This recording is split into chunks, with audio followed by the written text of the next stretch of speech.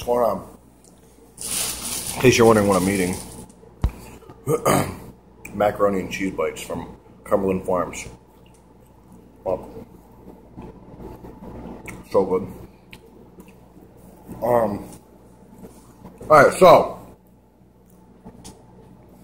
2 days ago, excuse me, 2 days ago I competed in a powerlifting competition.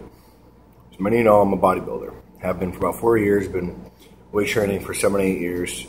But I did a powerlifting competition. My friends talked me into it, and it was only a push-pull powerlifting competition. I ended up benching 430 and pulling 675.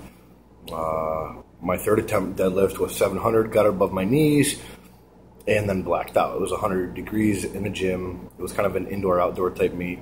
Super hot out, but whatever. Coulda, shoulda, woulda. Excuses are invalid. I'll get it next time. Anyways, I have a lot of powerlifting friends that want to do bodybuilding style workouts in their off season. I guess off season for powerlifters would be not getting ready for a meet. So, what is bodybuilding style workouts? Well, let me differentiate the two quick. Powerlifting, when I only had 2 weeks to get ready for the powerlifting meet, but powerlifting, generally, what I did at least, and you can tell me I'm wrong, but I have, like I said, quite a few friends who do it, and they kind of guided me. It was lower reps, decent rest time, 3, 4, sometimes 5 minutes. Everything is paused pretty much, and I mean, you're going for pure strength, and it's good because heavyweight adds dense muscle. Bodybuilding is more time under retention.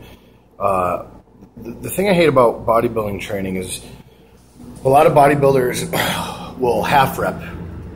It's like squatting with a box under you, or squatting with, I don't know, bad form, and using the excuse of, oh, it's bad for my back, or oh, my knees hurt, or dude, just fill in the blanks. It's annoying. The thing is, whether it's bodybuilding or powerlifting, you want to go full range of motion. Now, what you do from there is going to be up to you. I mean, bodybuilding workouts, I normally do slower negatives, higher reps.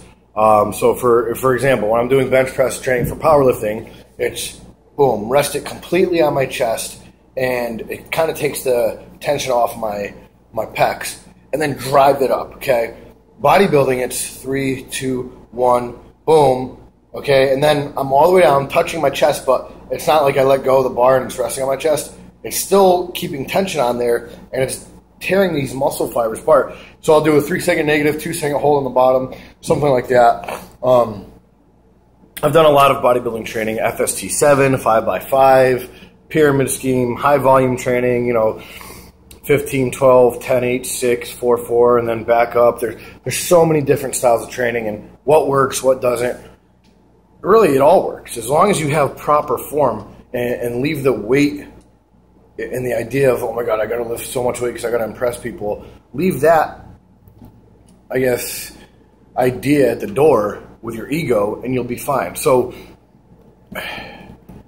when I was 19, I had this guy, Dave Jones, a really good guy at Nautilus Fitness Training Center in Torrington, Connecticut. I was squatting 495. I was only 65 pounds. And Dave Jones saw me squatting. I had a box underneath my butt. And he saw me squatting, and he said, you want legs? And I said, yeah, I want legs. That's why I'm working out. He goes, okay. Rack the weight. So I racked the weight. He took off all the weight except a 45 on each side. And he said, now squat. He said, no, I said squat. So then I was like, okay. So then I squatted, and ever since then, Dave taught me the proper form. And I've always done full range of motion. So the first thing is full range of motion for bodybuilding, just as in powerlifting. Second thing is work on the contraction at the top, the contraction, the top part where your muscle's contracting. And then at the bottom, work on that stretch. Too many guys are throwing around 60-pound dumbbells, and they're using their back and their delts. Screw that. Grab a 30 or 35 and use your bicep. Don't use your delts. Don't use your back. Don't use the momentum. So for bodybuilding is higher reps, shorter rest time. Supersets are awesome. Hand position is very important. When I bench press, I know a lot of guys do this, but when you drive like that, you're using a lot of your tricep. When I bench, I have the idea in my head where this part of my hand is not part of the equation. So I'm putting all of it right here, because what that does is it puts it on your chest. When you do it here, you're putting it on your tricep, chest, tricep.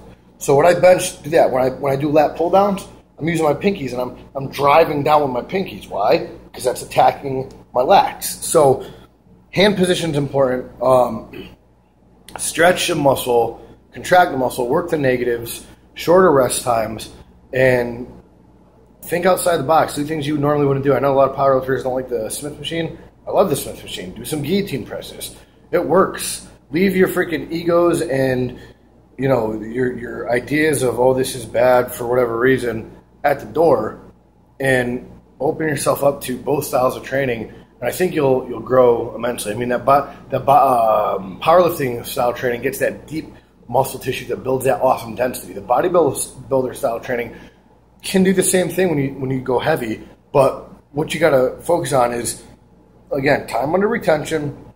You got to get that burn. You want that burn. You want that pump. It's all about going for that pump, and it gets that tissue, the muscle layer above that deep muscle, that fascial muscle tissue. So just that's my 2 cents about the bodybuilding versus powerlifting. If you have any questions, let me know. BigTwig01 on Instagram, TLM-research.com for the meth lab and bloodbath, at TLM Research on Instagram, and yeah, I mean, I don't know everything in the world, but I know quite a bit about supplements. I know quite a bit about training, and I'm here to help and answer questions. So, like I said, just reach out to me if you have anything. Hit me up on Facebook, Instagram, whatever, and yeah, there you go.